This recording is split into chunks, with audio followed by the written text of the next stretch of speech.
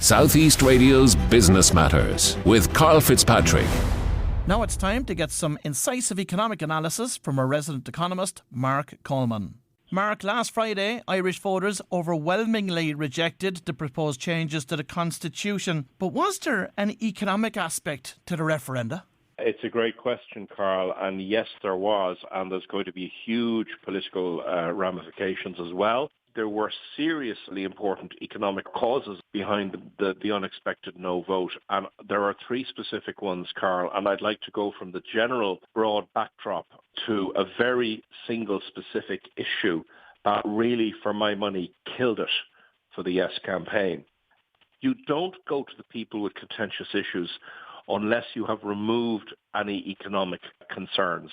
Housing, childcare, cost of living, and they are as antagonistic to the popular voter.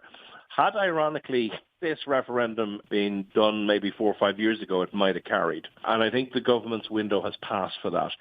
There's a second range of economic issues which are a bit more specific.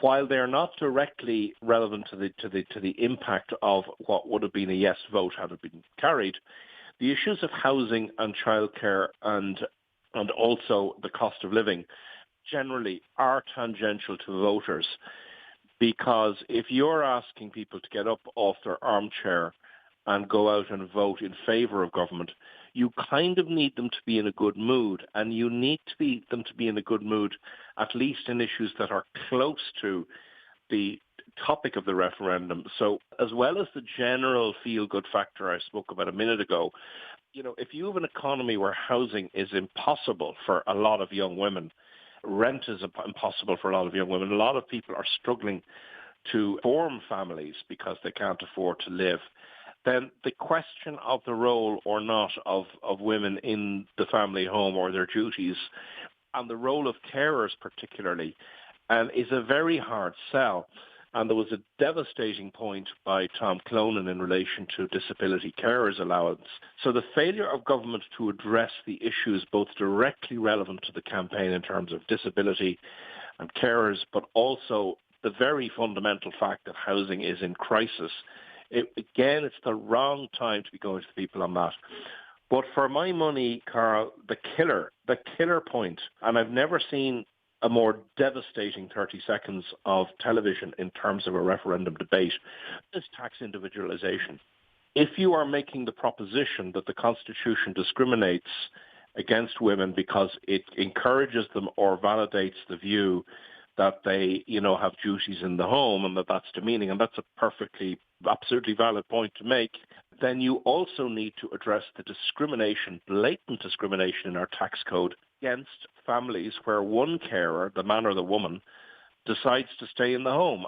So calling the referendum without addressing that blatant discrimination is absolutely inconsistent and I think provocative to a lot of people.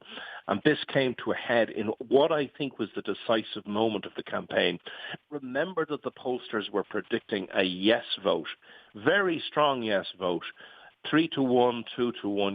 But Maria Steen went on the debate with Micheál Martin. And Micheál Martin is normally a highly competent and shrewd debater, but he made two big mistakes. One mistake, I think, was to attack this caricature of old Ireland. I think that caricature of old Ireland, I think itself, that's getting very old now. And it's caused a massive backlash. But the devastating point that Maria Steen made in response, she reminded the audience of the government where Charlie McCreevy was finance minister, and he introduced the tax individualization. And she pointed out that he had been a cabinet minister. I have never seen a politician's jaw drop to the floor as quickly as Micheál Martin's jaw dropped. And if you ask me how we went from polls telling us that, 60+% were going to vote yes, that killer point by Maria Steen, and it was devastating. I think a lot of women around Ireland who saw that went from the yes camp directly to the no camp, or they went from the undecided camp into the no camp. Well, if you've just tuned in, that was our resident economist, Marc Coleman, and Marc will be joining us again on next Saturday's show. South East Radio's Business Matters with Karl Fitzpatrick.